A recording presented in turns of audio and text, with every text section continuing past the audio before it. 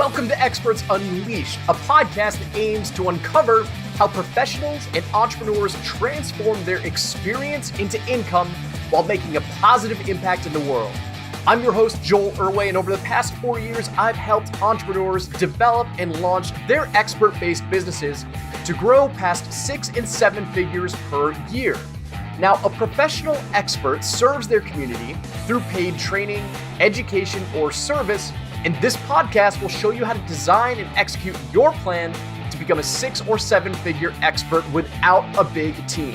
So, let's get started. Hey, what's going on, experts? Joel here, and man, you are in for an absolute treat today. I just hopped off the horn with our very special guest today, Dan Morris from Mindracer Consulting down in New York City, and holy cow, this episode is fantastic.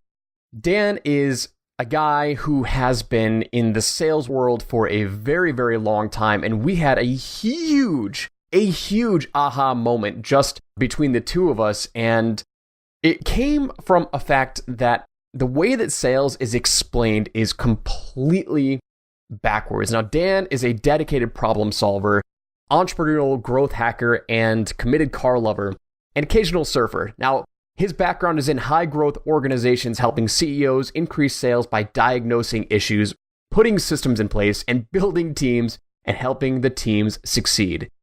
When I explained that, helping teams succeed, his whole thing is about processes and onboarding. And as we were going through what he does and having him explain exactly what he does for his customers, he mentioned something in this interview that I just had to highlight, and you'll know exactly what it is when you listen to the interview.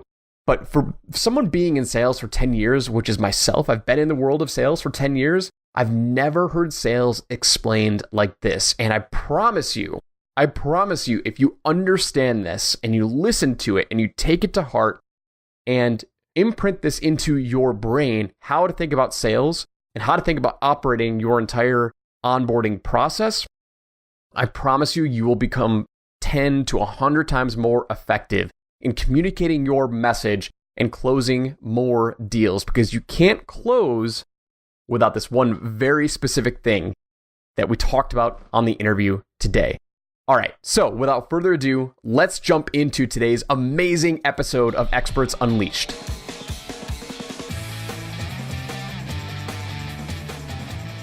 Hey, what's going on, experts? It's Joel Irway here with another very special episode of Experts Unleashed. And guys and girls, men and women, ladies and gentlemen, I am super excited for our guest today, Mr. Dan Morris from Mindracer Consulting. Dan, welcome to Experts Unleashed, my man. Good morning. Thanks for having me, Joel. Really excited to be here. So today is a beautiful, warm and sunny summer morning. We are both in New York State. Now, Dan is down in the city.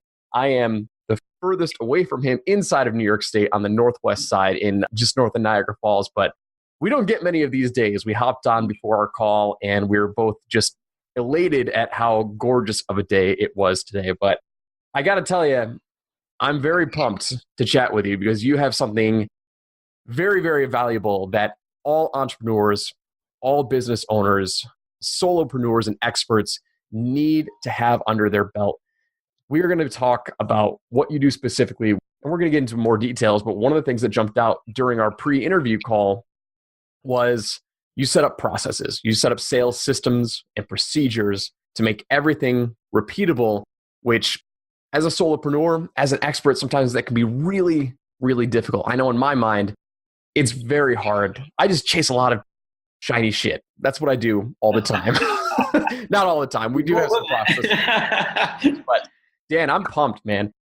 I'm pumped to have you share your knowledge and tell your story. So before I just keep bragging about you, why don't you brag about yourself? Tell us a little bit about what is Mindracer Consulting? What do you do in your own words for your clients? So Mindracer started because I've built and run sales teams of scale. So I started as an individual contributor, then a director, then a VP of a team of 47. And then I spun a company out of that and ran it as CEO. And then I took over a company and helped rebuild that. And the most important part to take away of that was I was working to help people be more successful around me. And what I found was whenever I was hiring people, if I had a really solid onboarding process where I could tell them clearly, here's the people you're going to be talking to, here's the problems they're having, here's the steps you need to take in the sales process to walk it through to a contract and beyond, guess what? They were more successful.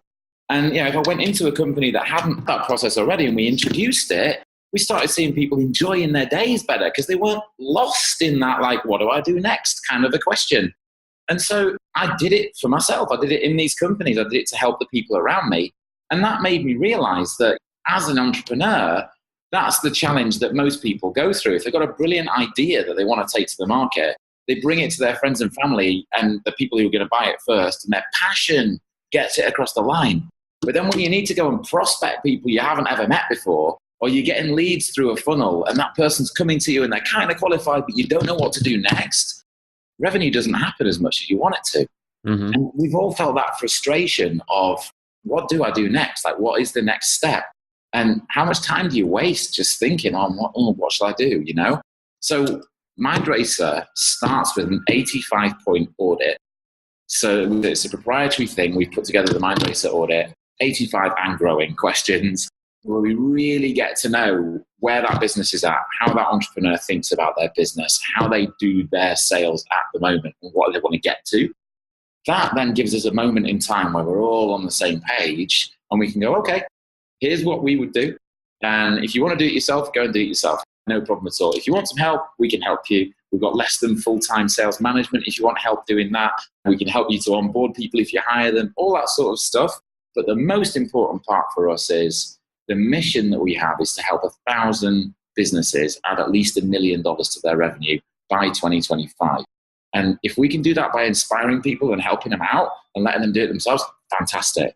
Because we want them to be able to invest in their people and their communities and have something really sustainable.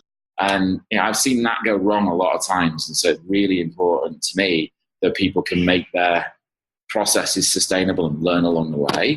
And so far, so good. We're helping a lot of people and really enjoying it too. So, yeah, I mean, you can't underestimate the power of a process, the power of a repeatable process. And I think what's so fascinating about this, especially in this day and age, is as these, I call them new types of companies, but they're not new anymore. But you look at like big tech companies and they're trying to change the way that culture and companies operate within a company, meaning like, you see the Googles and the Facebooks, how they have all these new like features that they give their employees, and they've got meditation rooms and all that stuff. And it kind of makes it, in my opinion, it makes it up on the facade look like you're giving them a lot more leeway. But people need processes, like especially employees and members of your team, because if you just have people come in and say, okay, hey, listen, here's kind of what we want to do, and you don't give them those processes, that ultimate, all important question, what do I do next? That's a killer. Like that's just a productivity killer. And I'm neck deep in Ray Dalio's book, Principles, right now. And I think it's fantastic book. Yeah. I went through and I wrote out a whole lot of principles that I was sort of in my head already. And I was like, wow, I've got all these stages for if I'm going to get into a project or whatever that would be. I love it. Great inspiration. And have you seen the animated stories? Yes, on Facebook. Yeah. They're great. Fantastic. Yeah, it talks about the call to adventure. And I think it's 7 or 8 short videos. But yeah, they're very, very good. Okay, so I want to ask you a couple of questions, right? So you have, what was it, an 85-point audit? Yeah, and growing. It's 85. So when you have a customer or client that completes that 85-point audit, what do you see after you complete it? Like, what are the most common gaps that you see from that client after they complete that 85-point audit? Well, I mean, they're all over the place, but the most common ones is we say to somebody, who's your ideal customer? Mm-hmm. There's a blank response.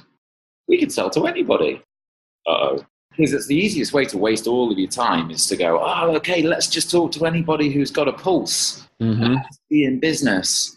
And, in this fantastic country with 330 million people in it, you can waste all day, every day and not close any deals. And I'm obviously from the UK originally. And one of the things that I noticed was when I came to this much bigger market, we had to be much more targeted straight away about the people we wanted to add value for first, because we just couldn't have the resources to be able to talk to everybody. And I've been here 9 years now, and all the businesses I've been working in, and businesses of scale that we've got to, have been because we really focus on who and why, So the type of business and then who within that business are the two things that people haven't prepared. And, if they can get that part right, then you can do so much around it. Because even if you look at the deals that you're working on right now and you say, who am I actually talking to in terms of their role in the business and what's important to them? It lets you think about what the next step's going to be much more clearly than just we're talking to this business. Mm-hmm. So they're two things that are really fundamentals of what we implement with people. The term in the industry is sales enablement content, right? But fundamentally it is, do you know who you're selling to and have you got a profile for that person? Mm-hmm. They're the most common things that are the anchor of it, and then you build from there. How many of those people can we get to? What technology do we want to use to make it more efficient once you've got a process? No sense trying to automate something that's not already a process. To elaborate on that, how difficult is it to get somebody to narrow down on their who and why? The reason why I asked that question is because I totally see it. Like, I totally see that same problem. I do a lot of self-reflection, and it's like, okay, I could sell to a lot of different people, but when we've made the biggest leaps and bounds is when we focus on very specific avatars, and most importantly, very specific pains. In my previous company, not in my previous company, my other business in the agency side, we focus mostly on people who are familiar with digital marketing funnels, and they do online advertising. They're not afraid to spend on online advertising, and they work in the information marketing space. Yeah. Where we got into trouble was when we started onboarding customers that were not familiar with hardly any of those. And like, oh yeah, I want to write a webinar. I want you to do a webinar for me. Those were almost always customers that were most difficult to fulfill on. So how difficult is it to get your customers to get crystal clear on their who and why? Well, that's why most of them are frustrated in the first place, is because if they're not clear, then any activity that they're repeating to try and get business is naturally going to fail. So there's a great deal of motivation to get that right. Mm-hmm. If they've got existing customers, then we can look at the ones that are being most successful and start there and identify as many things as possible about those customers that we could potentially replicate. If they're going into a new market, which again is quite a common use case, we'll make some hypotheses. We'll make some really strong assumptions about who we built this for. Hopefully they've talked to their target market before they build something. That's not always the case. And so we can build some initial profiles that we then test. Because here's another thing. Very often, a non-sales minded entrepreneur will hire a salesperson because their DNA will make them successful. And that's not how it works. You've got to have a testing mindset, an agile process. Let's see if this works. Let's go and have X number of conversations with this target persona. And what can we learn from those people is actually a really good first step, because then next time you talk to them, you can make a better impression and a better first message. But also you can work with those early people and help them get the solution to the challenge they're really having, which might change your product. And so, if you go in and expect it to be fully baked first time round and it's going to be perfect, let's change that mindset a little bit and do our best to do something that lets us learn with it. And that's how you're going to make your process successful. So the building blocks are there, but they're also ones that you're going to edit as your business evolves naturally. So that's the process we go through. And that's really why we stay engaged as a less than full-time sales manager, if you like, to have those conversations. I don't believe you can buy a system in a box like that for sales and then have it be repeatable forever. Just don't believe it. Hundreds of salespeople, supported entrepreneurs, and things change, right? The market changes, the customer's needs change. And having those conversations about your deals is how you evolve your process. And so that's why we remain engaged and help people do that. Wait a minute. I guess. So you're telling me if I hire a salesperson won't cure all? Well, that magic unicorn salesperson that everyone's looking for. Hire a closer, right? They'll enroll as many people as you want. Mm-hmm. Well, that's a fascinating one, actually. People do want to hire a closer. Well, they've completely forgotten about the opening process as well. Yeah, I love that. Yeah. Nobody even realizes that there's an opening process. That person might be really good at closing deals. Fair enough. If you've got somebody who's been well introduced, you've had a discovery process, you know that your product's a great fit for that person, and then you've got somebody who's just going to take orders or get it across the line, okay. If you're a smaller business, you need somebody who's an opener as well to be able to really find that area where they're having a challenge, agree what the challenge is, try and work on how you're going to solve that challenge, and then transfer your enthusiasm for a common goal. And that's how you're going to start a partnership with that person. So yeah, that person often needs to be an opener too. I've never heard it framed as that. Like, I've never even heard the term opener. Like, you hear closers all the time, like, hire a closer, or I'm the best closer that you can find. It's like, in order to close something, there has to be something open. I've just never heard that terminology before, and I love it. Like, you have to pair the two together. Yeah. Yeah, I mean, it's interesting. And I think it evolved from working with software companies. So a lot of software companies will invest in a sales development person or a sales development team to make outbound outreach to prospects and to qualify and have a discovery, and then hand off to an account exec who is the relationship manager and closer, right? So, I've definitely seen before where people have hired people who had most of their experience in that relationship management and closing role, and they've gone into an earlier stage business and had to become an opener. And it's a very challenging thing to change gear into. And, if that person's not fully aware of what they're stepping into, it might not be successful. And so again, that onboarding process of here's where the leads are coming from, here's who you'll be talking to, here's what it all looks like, is almost an essential part of bringing a successful sales relationship into your business. So if you're listening right now, I want you to take very, very, very specific notes on what we just covered and what Dan just talked about there, because I think the way that that was explained is the most clear process of the sales development process that I've ever heard explained. We deal a lot with generating leads for clients. And so we deal a lot with salespeople who close on the phone or close via online chat. And a lot of times they will say, oh, the lead quality needs to be better. And what that is really translating into is they need to be opened better, or there needs to be an opening process, meaning a lot of those times those closers are just talking to random cold prospects and they hate that. They absolutely hate it. A closer needs an opener too. And maybe I'm just under a rock and I've never heard that terminology before, but I'm going to assume that I'm not alone. And so if you're listening right now, understand the relationship with opening and closing. Because if you're only focusing on closing, you're going to burn your sales team or burn yourself out if you don't have an opening process and that nurturing process. I mean, correct me if I'm wrong. Was that all rolls back into the quality of the relationship with your marketing agency as well? Because if you've got an onboarding process like this that's enabled you to fire yourself from the sales process and focus on growing your business, you can bring in a salesperson and now you know what they've got to do. Guess what? When you hire an agency, you onboard them in the same way and you all start speaking the same language, and all of a sudden everyone's happier because guess what? Agencies don't want to fail. They want to do really, really well. Like, I've heard it so many times that insert AN other professional service out there. I've been burned by that before and I'm going to be really cautious. Well, the onboarding process in the entrepreneur's business could be a lot better. And that means that the marketing agency flows better leads through to sales, the relationship becomes really solid, and the business grows better. So it's a win-win for everybody, actually. Yeah, and you mentioned this in our pre-interview call, is you said that onboarding needs to happen pretty much everywhere. Anywhere there's a new relationship that starts, there should be some sort of onboarding.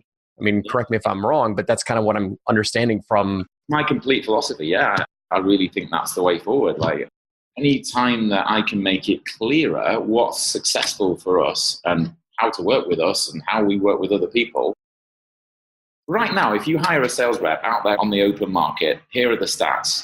If you're really well organized, it'll take you 20 days from putting up an ad to hiring somebody. Very few people get there, especially in this small business space or even in the larger spaces. Then it takes up to 7 months for that person to become effective, right? Then the tenure of the average sales rep is 19 months in total. So you've got 12 months of them being effective. Now, bear in mind as well that about 60% of those reps will never actually make it to their full target. And you're dealing with a whole series of things that can be improved by having a better onboarding process to help that person be effective quicker and be more effective generally. Then multiply that by the number of people you bring into your business. And don't just think about sales when you think about that. Anybody who's coming in your business who might answer the phone or talk to a customer, if you can do an onboarding process with them and really let them know who the customers are going to be and what challenges we solve, imagine how much clearer their day-to-day engagement with the rest of the business is going to be as well. So as you can see, this is something where we can give people ideas and help them grow their businesses in one way. It really flows into the rest of their business. And that's why I called it Mindracer, because once the mind starts going. Love it, man. So clearly there's a huge opportunity for business owners to take this seriously, meaning if they want to avoid those failing statistics of not keeping your sales reps around long enough for them even to be effective, the way to solve that is to work with them through an onboarding process and have them understand that even their prospects need an onboarding process. And if you're able to develop that nurture sequence in every area of your business, everything is going to be exponentially more effective. Yeah, and actually it's typically the same sort of onboarding and nurture sequence in every area of your business. So once you've done it, it's there and you can use it. You'd be surprised how many different areas of the business you can use it in. I love it, man. Have you coined this? I mean, have you coined this onboarding terminology? Because I feel like this is the theme of everything that you do is the onboarder. But just out of curiosity, has it been coined? I mean, it may evolve in that direction. Things move quick. Awesome, Dan. I love it. So, okay, that is what you do for your clients. You're very well skilled in that. You are an expert at quote unquote onboarding process through multiple different avenues, right? I want to rewind it now. I want to go back into this point in the interview where we rewind it and we talk about the opportunities that led you to where you are today in this business, in your business, right? So take me back to, maybe not all the way back, but if you could pick one or two events that led to major pivots to where you are today, what would those be? Explain those events to me, or just pick one and then we'll dive deep into it. Okay. I was working for a large bank after college and realized that being in a very large, completely structured organization didn't necessarily align with my energy. And so as I put a resume out there, I got a phone call from a recruiter, and the recruiter wanted me to come and sell pay-per-click. And I said, paper-clips? I don't want to sell paper-clips, thank you. I'm in finance right now. That's a big change. He goes, no, pay-per-click, Google, Yahoo, the adverts. And I'm like, no. And then got in with a very early stage agency when people were just starting to advertise on search engines. And I met a fantastic team there, really dynamic CEO, fantastic sales director who hired me to book his meetings.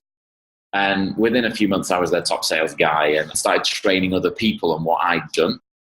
And guess what? It was focused on very specific people in very specific verticals, and then repeating and land and expand into a vertical and so on. And I trained people around me and really enjoyed doing that. So that was my first experience of getting into a whole new industry, learning an industry quickly, and then sharing with other people what I was doing. Really enjoyed it.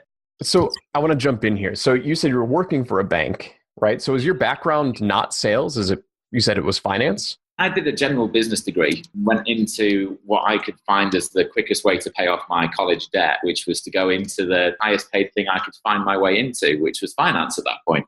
I love that. Quickest way to pay off your debt. That sometimes money is the motivating factor of what leads us to. I left or college. Debt, meaning lack of money. I had a ton of college debt. I had an unreliable car, and my girlfriend lived 200 miles away. So I needed to make sure I could keep things going, So, yep.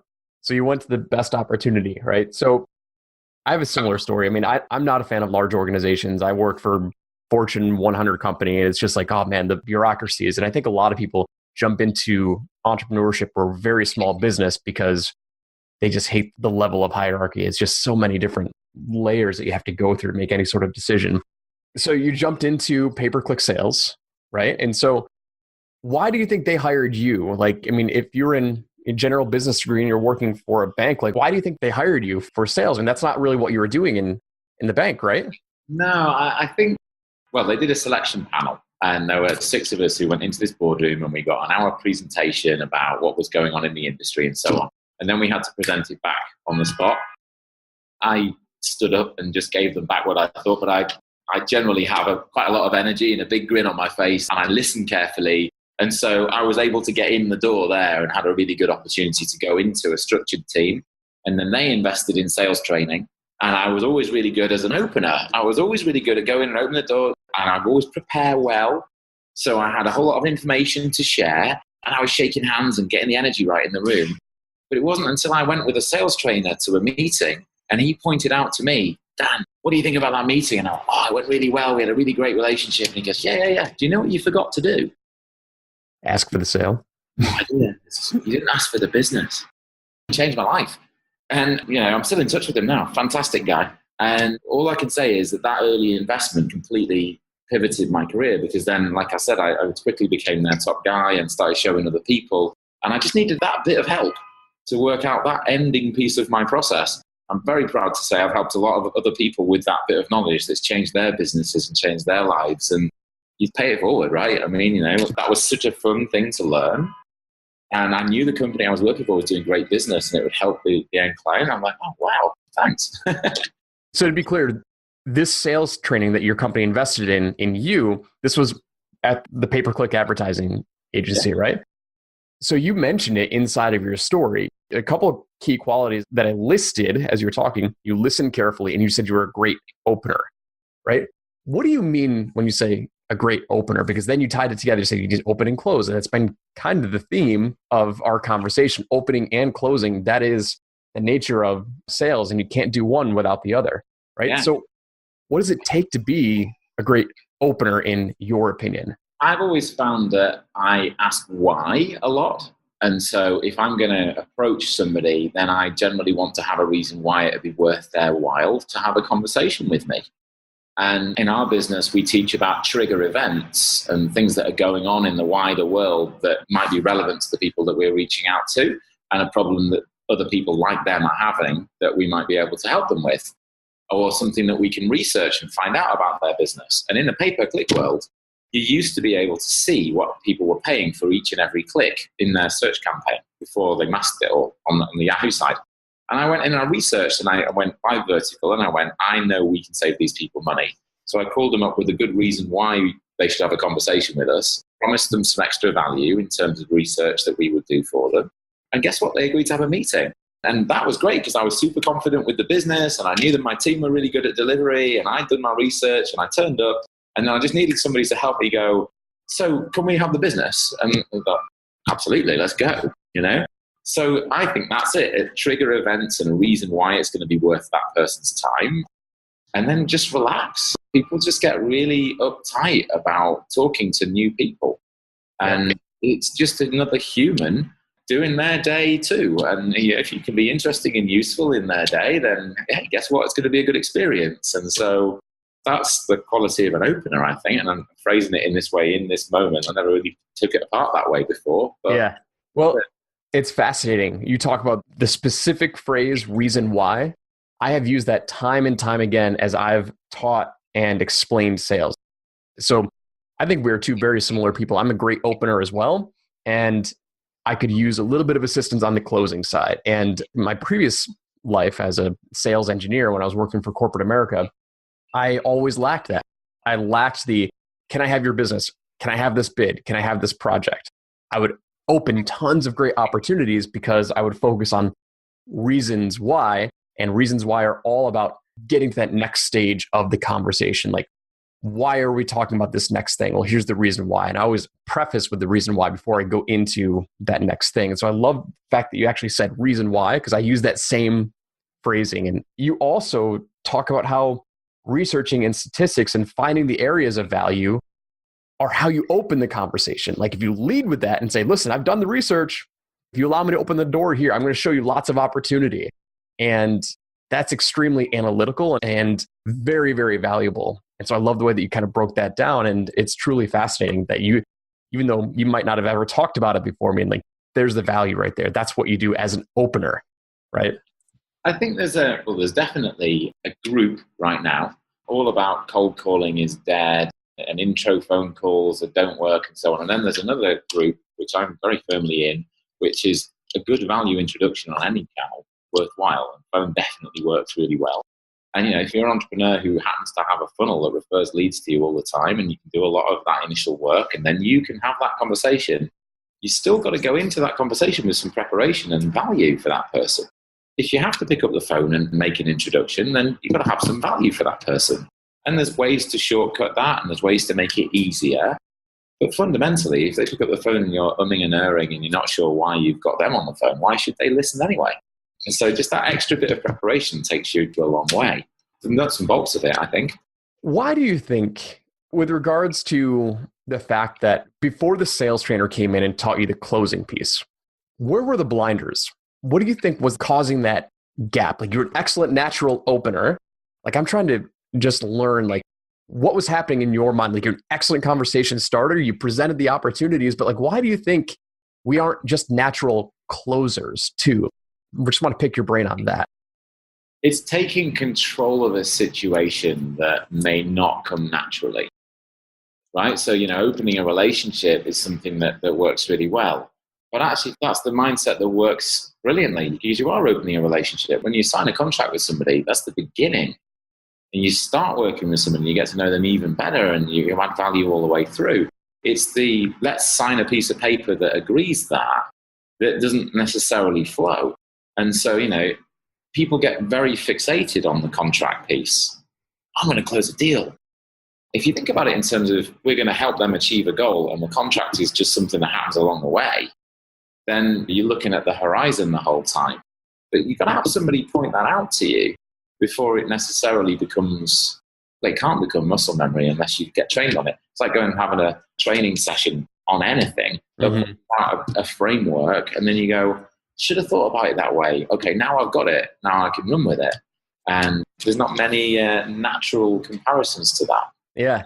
Apart from maybe meeting your partner, whenever you meet that person, you might ask for some sort of commitment, like, go for a drink or whatever that would be, or have some sort of next meeting, you meet your partner that way. Okay. You don't necessarily ask for a contract. It's a little bit more official. And so, in the business context, the contract is that next step. Mm-hmm. Yeah. For me, the reason why I've always been, I don't want to say like not as effective as I could be, because I've always been a great opener. I'd say a moderate, average closer. It comes down to fear, right? It's like you're great at opening the relationship. You build awesome rapport. It's kind of like you built a friendship with this person and you like each other, you know a little bit about each other now, and that relationship is going great. And to me, like, even though I probably mentioned that I have something for sale for them, it's like almost closure. Like when you say, I need a yes or no, or like, here's the opportunity, I need a yes or no. To me, I've always been a friendly person, so I don't want to ruin that relationship or potentially ruin that relationship with a no. And I think that's a mindset thing that I would need to get over as I start to close those deals. I should say, this is how it was when I was in the sales world. Right now, I've kind of got my own way that I do it, but does that make sense? The mindset change is quite important there. So you've agreed what the challenges are. You've been talking about a solution, and now you've got a shared goal. Mm-hmm. And you switch from seller to assistant buyer, right? Yeah, they come onto your side of the table, you put your arm around them and like, right, how are we going to get this done? And then we're both looking in the same direction and we go, right, we've got to go this way. And the next question is always, who needs to agree? You used to ask years ago, are you the decision maker? Do you have budget responsibility? These days, it's much more of a team decision. The way companies are structured, many more people influence a decision. Many more people are involved in the delivery with a new partner, whatever that would be. So even if that person has authority to sign, I found it very effective to understand their day and say, if we do this, who needs to agree? Who do you need to show it to? And that takes all their barriers down as well, because they're understanding that we want to work together and get it done, and really helps the deal get done, because they go, well, actually, it would be a real good courtesy to show it to this person and talk it through with that person. And if you're confident that you've generated value, that's great. That's just the first step in the relationship, and away you go from there. And guess what? That's fun too, because you get to really hang out with that person while you're doing the deal and work it through. And it's a human approach to it, and it works really well, and you end up with clients for a long time. I love it, man. I love it. Okay, so that was back in, I don't want to get into a date, that's fine, but that was your first leap into opportunity, was switching from... Sure. What's that? I said it was back in the day, for sure. Back in the day. You pivoted from working for a large organization, a bank, and you jumped into sales at PPC, and you got trained, and you said that was probably one of the most valuable lessons you ever learned, was you naturally knew how to open, but being taught how to close was the game changer. Yeah. So, and then I think process kicked in the next role beyond that. Yeah. I got hired to head up a division of a hardware startup. We were putting screens onto the walls of lobby areas, which back then was innovative. And we had a software platform, we would update it, but it was a hardware play. And long story short, I had to brief the product team on the features that we needed to build and what was going to go into the product and how this was going to look for the client, as well as going and selling it. So that really taught me to take apart my process more clearly so I could communicate it to people who were absolutely logical and needed a development timeline. So that was a really pivotal thing, as well as meeting the people who invested in that company, who really helped me launch some other stuff. That was a really good thing because I spent my time with people who were total process thinkers. And that definitely influenced my ability to add value for those around me as well. Yeah. How difficult was that? Are you naturally a process thinker or no? I'm not naturally organized.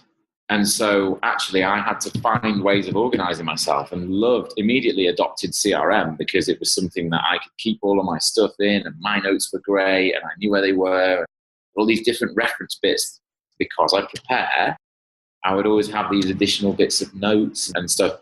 And the system that you get in full flow, last time we spoke, we agreed this was going to happen and that was going to happen. I was always living in my CRM, and it enabled me to really help people move things forward themselves because people forget. So I became their memory by using it in my CRM to help them get things going forward. That system helps people buy as well as helping companies sell.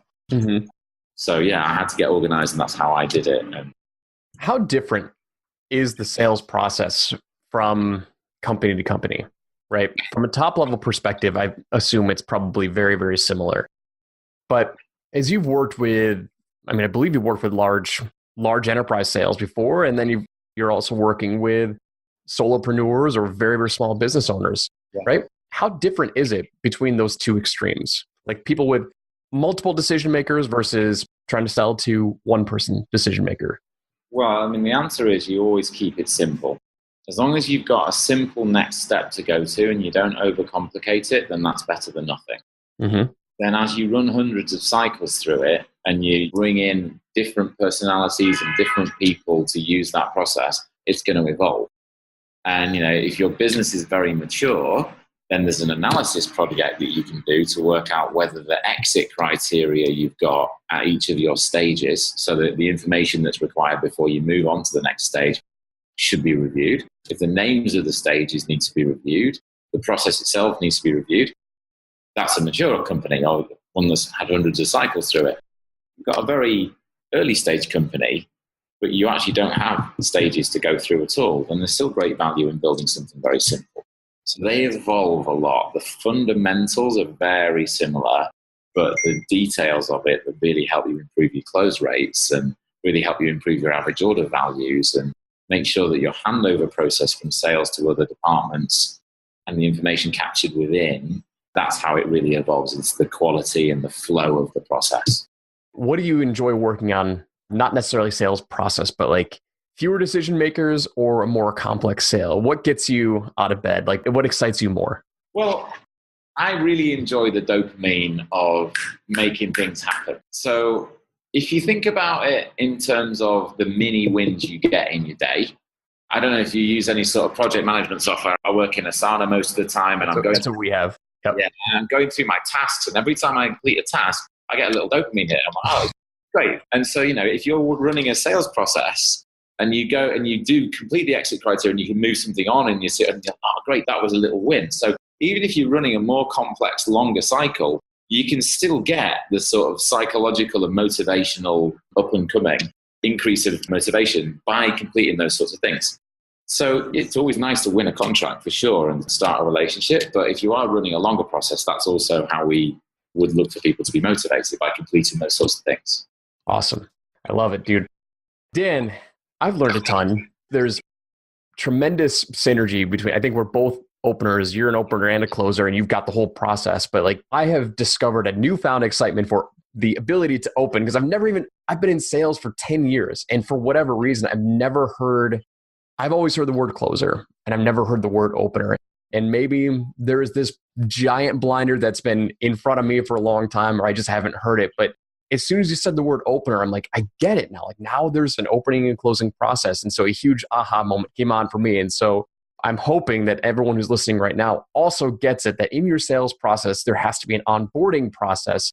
And onboarding starts with opening and closing. And that's with a prospect to a sale. And that's with your salespeople, introducing them to your prospects. I mean, it happens in pretty much almost every aspect of your business. There has to be an onboarding and a nurturing process. And so that was a huge takeaway for me during this conversation. Was there anything that I left out, that we left out, that you wanted to make sure that we talked about on this interview? This is perfect. I mean, I'm so happy that you got such a clear takeaway straight away. I hope people listening get the similar or different. Let us know what clicks for you. And like I said, mission-wise, we want to help 1,000 businesses have at least $1 million of their revenue by 2025. So people take ideas from this and run with it. It changes the way they think over the weekend or the next few days, and they get something from that. That's exactly what we're doing. And so that makes me really happy. Really pleased we got to talk on today's podcast, and hey, let's see what we can create. Well, Dan, where can people connect with you? Well, let's drop some links and send people your way. Absolutely. So our website address is mindracerconsulting.com. We can drop a link into there as well. Twitter is mindracernyc. And we've got a quick inquiry form on the website there where people can get in touch with us, and looking forward to talking. We're here to help. Awesome, Dan. I had a blast today. We'll make sure to drop all those links in the show notes and up on our blog on expertsunleashed.com so they can go reach out to you. If you're listening right now, please go hit up Dan. Let him know you heard his interview on Experts Unleashed. Give him some love. And Dan, I had a blast, man. This was an excellent value-based conversation, and hope you had as much fun as I did. And for everyone else listening right now, we'll see you on the next episode. Thank you for tuning in, and please go reach out to Dan and just give him some love. So until next time, we'll see you there. Thanks, Joel. Have a good one. Thanks so much for listening. We hope you enjoyed today's episode, and we look forward to giving you the next one. Now, if you want additional trainings and content outside of the podcast, I release exclusive video trainings on my Experts Unleashed YouTube channel. And if you'd like to come hang out with thousands of other fellow experts, join our Facebook group community where we do hangouts and webinars to help support you in your journey. Finally, if you'd like my personal help to develop, launch, or scale your business, contact me directly for private consulting opportunities to see if any spots are available. And you can find all of the information above at expertsunleashed.com.